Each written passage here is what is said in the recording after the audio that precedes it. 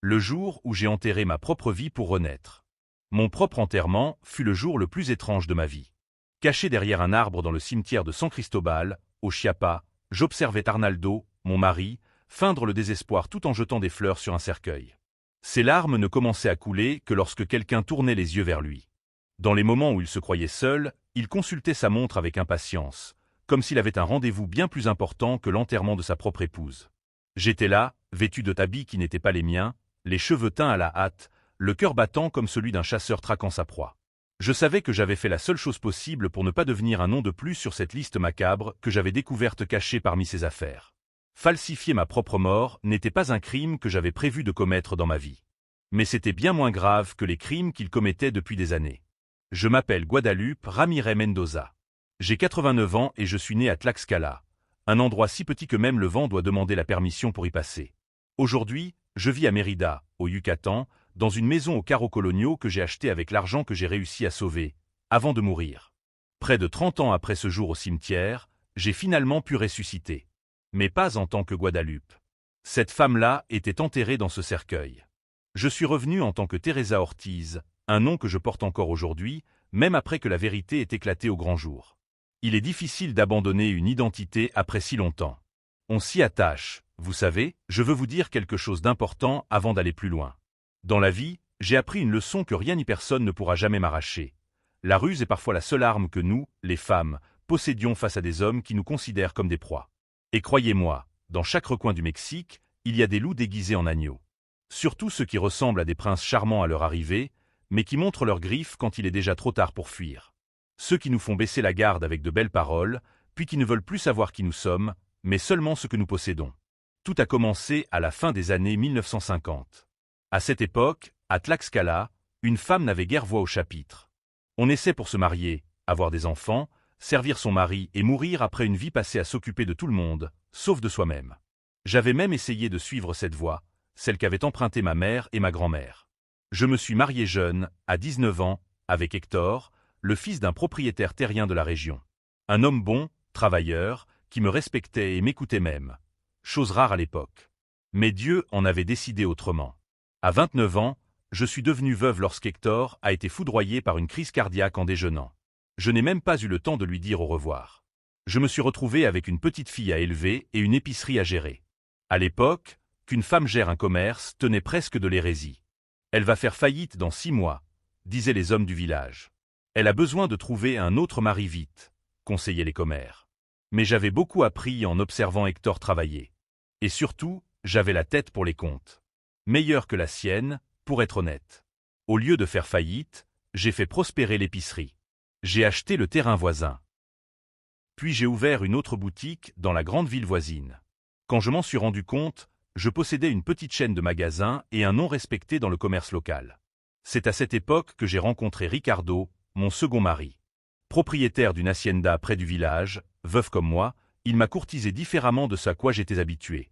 Pas avec des fleurs et des poèmes, mais avec du respect pour ce que j'avais construit. Nous nous sommes mariés quand ma fille avait déjà 15 ans. 5 bonnes années, je ne vais pas mentir. Jusqu'à ce qu'un accident avec un tracteur dans l'hacienda l'emporte aussi. Je commençais déjà à être connu dans la région comme la veuve en or. On disait que je portais chance aux affaires, mais pas en amour. Peu savaient que la véritable malédiction était encore à venir. L'arrivée d'Arnaldo.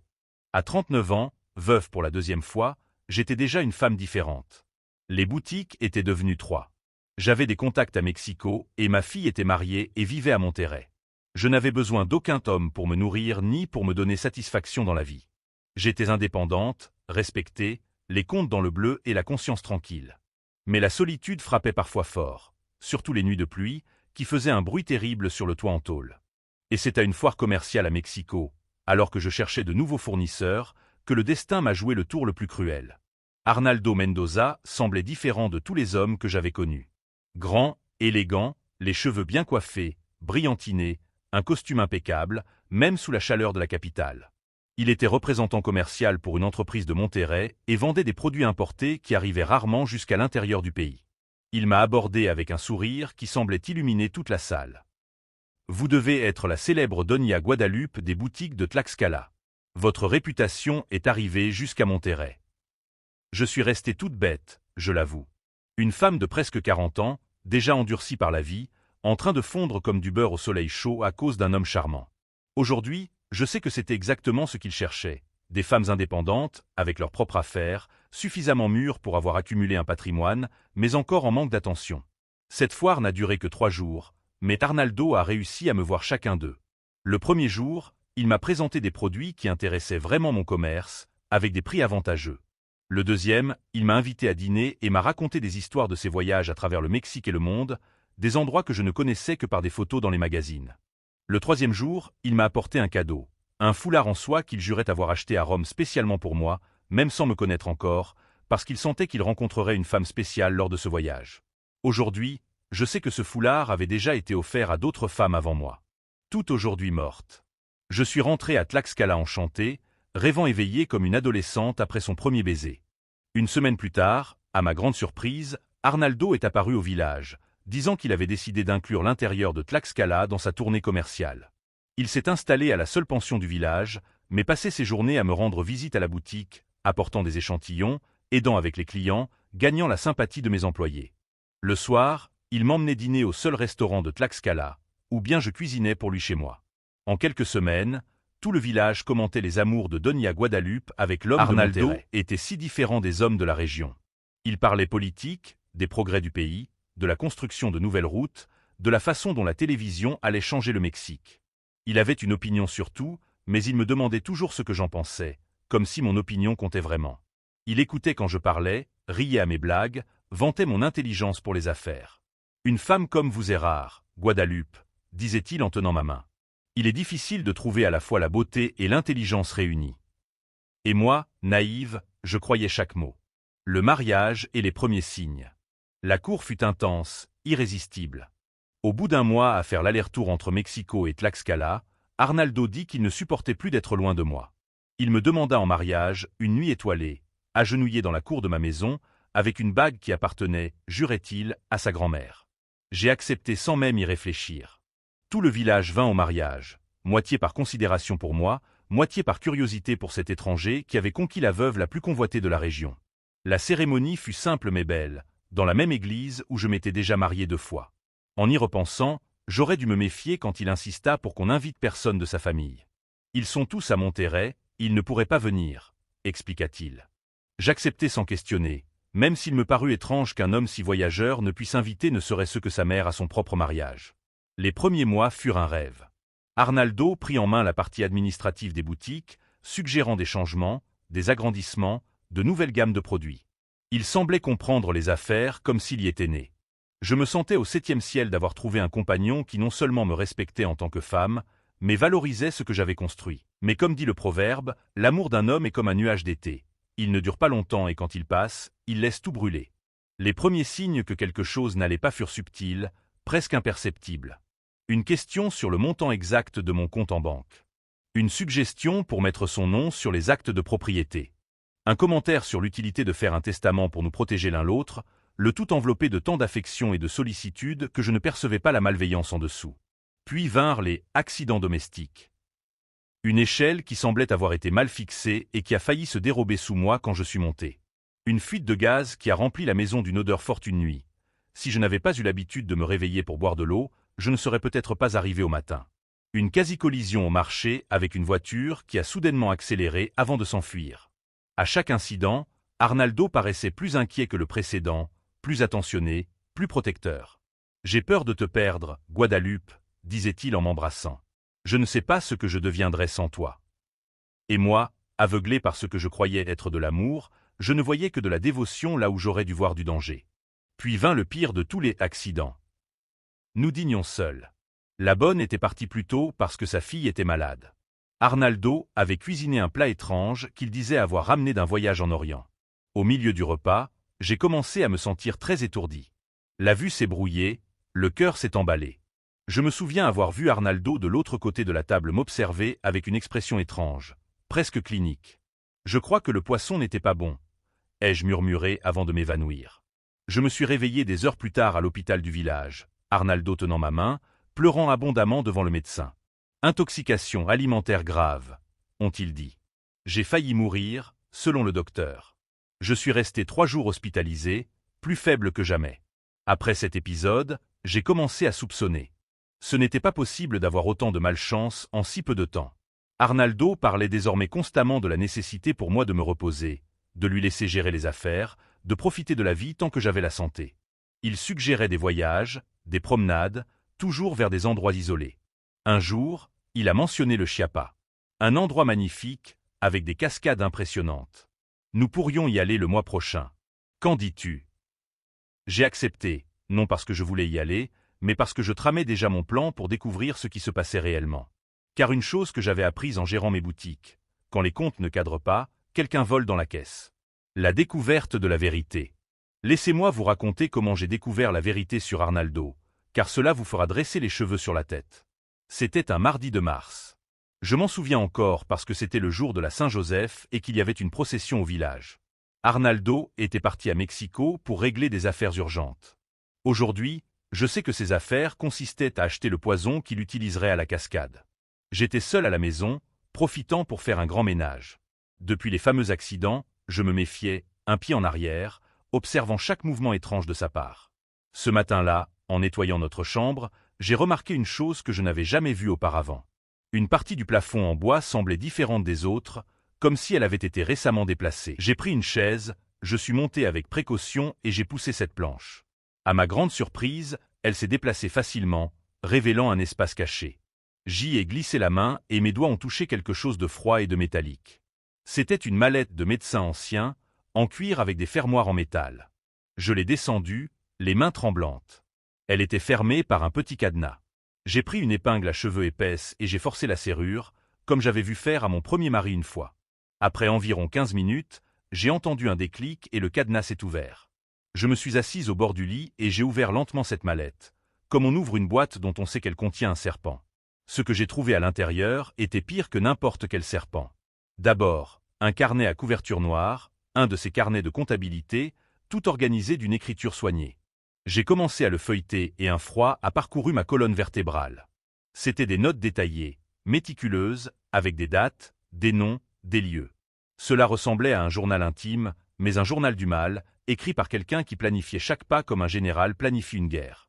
Maria Elena Prado, 42 ans, propriétaire de 2 pharmacies à Puebla. Mariage le 15 avril 1953. Testament modifié le 12 juin 1953. Décès le 30 juillet 1953. Chute dans l'escalier, fracture du cou. Patrimonio X, 230,000 pesos. 2 propriétés. Bijoux de famille. J'ai tourné la page avec des doigts engourdis. Bérénice Alvarez, 38 ans. Héritière d'une hacienda de café à Veracruz. Mariage le 10 novembre 1954. Testament modifié le 5 mai 1955. Décès le 22 février 1955. Incendie de la maison. Ingelaschen de Fumee. Patrimonio X, 580,000 pesos. Hacienda Vendue Ulterie Urement. Collection d'œuvres d'art. Une page de plus. Une autre histoire d'horreur. Carmen Duarte, 51 ans. Propriétaire d'une auberge à Oaxaca. Mariage le 7 août 1956. Testament modifié le 30 septembre 1956. Décès le 15 novembre 1956. Intoxication alimentaire. Soupcon de champignons veneneux. Patrimonio X, 320,000 pesos. Auberges vendues ultérieurement. Et ainsi de suite, page après page. 6 femmes au total. 6 femmes comme moi, indépendantes, avec leurs propres affaires, qui ont eu la malchance de croiser le chemin de cet homme. 6 femmes mortes mystérieusement après avoir modifié leur testament en sa faveur. 6 femmes dont la mort a été considérée comme un accident ou une fatalité. 6 femmes qui ont fait confiance et ont payé de leur vie. Sous le carnet, j'ai trouvé une grande enveloppe jaunie par le temps. À l'intérieur, des photos des femmes. Certaines semblaient heureuses dans leur mariage avec Arnaldo. D'autres semblaient formelles, probablement prises pour des documents. Il y avait aussi des coupures de presse annonçant les décès. Propriétaire de pharmacie meurt dans un accident domestique. Incendie dans une résidence fait une victime. Propriétaire d'auberge meurt après avoir ingéré des champignons toxiques. Mais le pire était encore à venir. Au fond de la mallette, un papier plié soigneusement. Je l'ai ouvert, les mains tremblant si fort que j'ai failli le déchirer. C'était une sorte de plan, un dessin grossier mais clair d'une cascade. En dessous, écrit de la même écriture soignée. Guadalupe Ramirez Mendoza, 39 ans, propriétaire d'une chaîne de magasins à Tlaxcala. Mariage le 12 décembre 1959. Testament modifié, en attente. Décès prévu pour avril 1960. Noyade dans la cascade d'Agua Azul, Chiapas. Patrimoine estimé, 900 000 pesos. 3 magasins, maison au village, terrain. Là, sur ce papier, se trouvait mon arrêt de mort, écrit par l'homme qui dormait à côté de moi chaque nuit, qui m'embrassait le matin, qui disait m'aimer. La preuve que j'étais la 7e victime d'Arnaldo Mendoza, si tant est que ce fût son vrai nom. Et le voyage qu'il voulait tant que nous fassions serait mon dernier voyage sur cette terre. La décision de mourir pour vivre. Je suis resté paralysé un temps que je ne saurais dire. Peut-être des minutes, peut-être des heures. J'ai revu chaque sourire, chaque parole douce, chaque geste d'affection, tout mensonge, toute comédie. J'ai revu les accidents, les repas qui m'avaient rendu malade, les fois où j'avais failli mourir ces derniers mois. Ce n'était pas de la malchance. C'était lui qui essayait de me tuer petit à petit, pour que cela paraisse plus naturel quand il y parviendrait enfin. Quand le choc initial est passé, la peur a pris le contrôle. Une peur glaciale qui vous fait trembler même sous la chaleur du plateau. Que allais-je faire? À qui pouvais-je me confier? Qui me croirait? C'était ma parole contre la sienne. Un homme charmant, éduqué, qui avait conquis la sympathie de tout le village. Et même si quelqu'un me croyait, quelle preuve avais-je, à part cette mallette? Dans la justice de l'époque, cela serait à peine considéré, surtout à l'intérieur des terres, où le délégué était l'ami de tout le monde et où le juge ne venait que tous les 3 mois. J'ai passé la nuit à marcher de long en large, réfléchissant à toutes les possibilités. Porteur plainte? Et s'il ne me prenait pas au sérieux? Et s'il avait des amis dans la police? Et s'il découvrait mon plan avant que je puisse agir et qu'il accélérait ses plans? Fjord. Mais où, en laissant tout derrière moi? Les boutiques que j'avais construites avec tant de sueur, la maison qui était mon petit coin, les amis, la vie que je m'étais faite là-bas? Et même si je fuyais, jusqu'à quand devrais-je vivre en regardant par-dessus mon épaule, terrifié qu'il me trouve? Vers l'aube, assise dans la berceuse de la véranda avec une tasse de café fort, la 3e ou 4e de la nuit, j'ai eu une idée qui m'a paru folle au début, mais qui a peu à peu pris forme dans ma tête. Et si je mourais? Pas vraiment, bien sûr. Et si je simulais ma mort? Si je donnais à Arnaldo exactement ce qu'il voulait, ma mort, mais à ma manière, à mon moment, en gardant le contrôle de la situation. L'idée était farfelue, risquée, pratiquement impossible. Mais plus j'y pensais, plus elle me semblait la seule issue. Si je mourais, Arnaldo n'aurait aucune raison de me chercher. Je pourrais recommencer ailleurs, sous un autre nom, loin de ce cauchemar. Bien sûr, cela signifiait tout abandonner. Les boutiques, la maison, la vie que j'avais construite. Mais au moins, je serais vivante. Et qui sait, un jour, je pourrais revenir et faire justice. Le soleil se levait déjà quand j'ai remis la mallette exactement là où je l'avais trouvée. J'ai replacé le plafond comme avant et j'ai commencé à élaborer mon plan. Il devait être minutieux, infaillible, comme ceux d'Arnaldo, mais avec une fin bien différente. La mise en œuvre du plan. J'ai d'abord dû m'assurer qu'il ne soupçonnerait rien. Quand il est revenu de son voyage, je l'ai accueilli avec le sourire. J'ai demandé comment s'était passé le voyage. J'ai servi le dîner comme si de rien n'était. À l'intérieur, je tremblais. L'estomac se retournait rien qu'à le regarder, mais à l'extérieur, je restais la même Guadalupe qu'avant. Dans les jours qui suivirent, j'ai continué la comédie. C'était comme jouer un rôle dans un théâtre dont le seul spectateur était l'homme qui planifiait de me tuer. Quand il a reparlé du voyage au Chiapas, non seulement j'ai accepté, mais j'ai montré de l'enthousiasme. Nous pourrions y aller plus tôt, non? Peut-être au début du mois, au lieu d'attendre la fin. Je suis si excité à l'idée de voir ces cascades dont vous parlez tant. J'ai vu une lueur dans ses yeux. Une lueur que je reconnaissais maintenant comme de la convoitise, pas de l'amour. Bien sûr, mon cœur, je peux avancer quelques rendez-vous. Ce sera merveilleux, tu verras. Pendant qu'il croyait que je tombais dans son piège, je préparais silencieusement le mien. J'ai commencé à faire de petits retraits sur le compte des boutiques, des sommes qui n'attiraient pas l'attention. Je cachais l'argent à l'intérieur d'une statue de Saint-Expédie, le saint des causes impossibles et urgentes.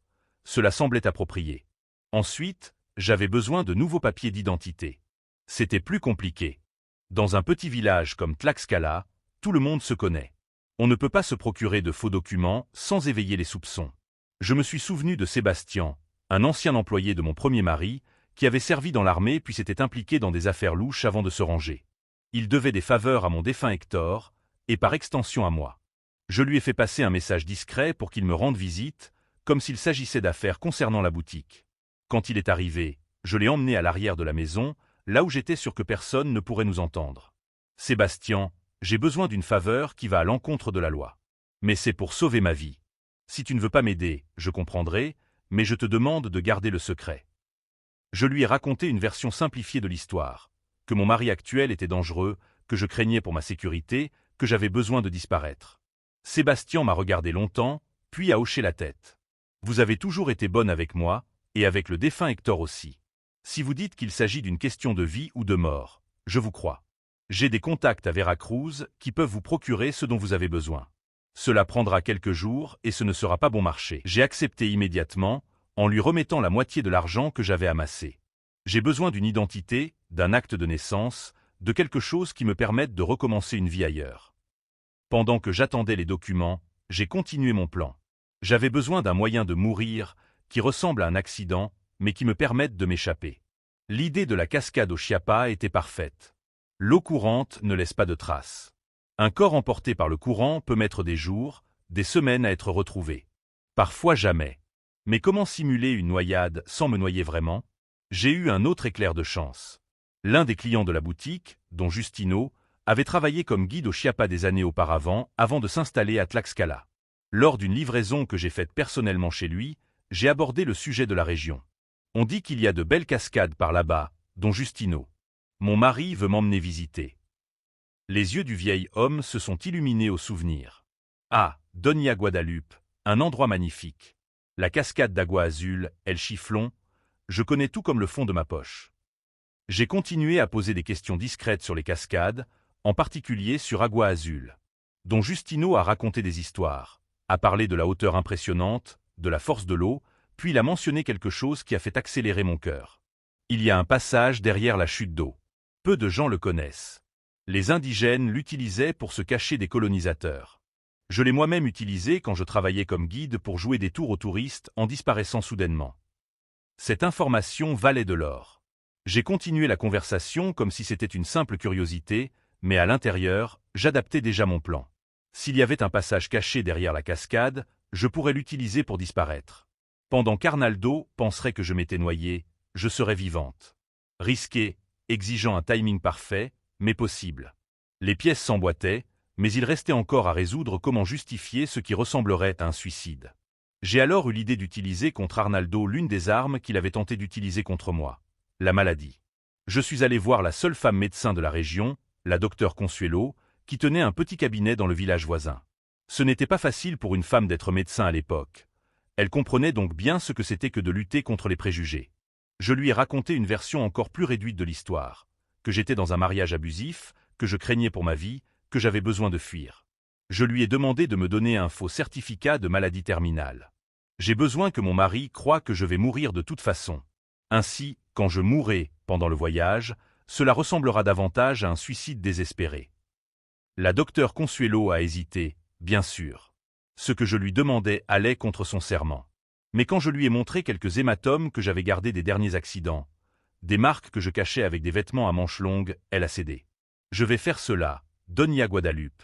Non parce que je crois que mentir est juste, mais parce que parfois la seule façon pour une femme de survivre dans ce monde d'hommes est d'utiliser les mêmes armes qu'eux. Je suis sorti du cabinet avec un faux diagnostic de cancer du foie à un stade avancé et quelques médicaments qui, selon la docteure Consuelo, provoqueraient des symptômes visibles sans me faire vraiment de mal. Pâleur, perte de poids, fatigue.